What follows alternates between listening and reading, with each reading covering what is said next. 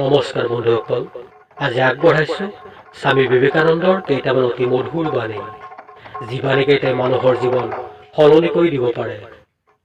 যি পাৰ হৈ গ'ল সেই অতীতলৈ উভতি নাচাবা, কেৱল আগলৈ চোৱা। অসীম শক্তিৰে, অদম্য উৎসাহেৰে তথা দুৰ্জয় সাহসেৰে আগবাঢ়া, তেতিয়াহে মহৎ লক্ষ্যত উপনীত হ'ব পাৰিবা। সত্যৰ কাৰণে সকলো ত্যাগ কৰিবা, কিন্তু কোনো কাৰণতে সত্যক ত্যাগ নকৰিবা। যিজনে তোমাক সহায় কৰে সেইজনক কেতিয়াও পাহৰি নাযাবা। যিজনে তোমাক ভাল পায় সেইজনক কেতিয়াও ঘৃণা নকৰিবা।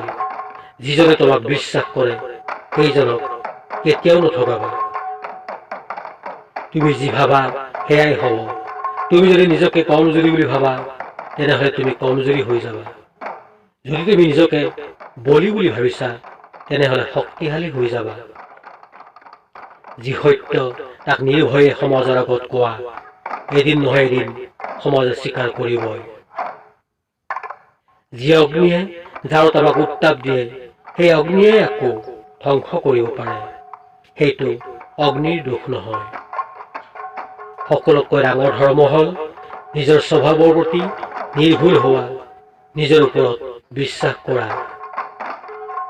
অতি সামান্য কামকো ঘৃণা কৰা উচিত নহয়।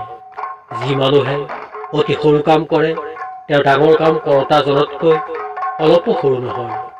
কৰ্তব্যৰ ধৰণ দেখি নহয়, কৰ্তব্য সাধনৰ ধৰণ দেখিহে মানুহক বিচাৰ কৰিবা।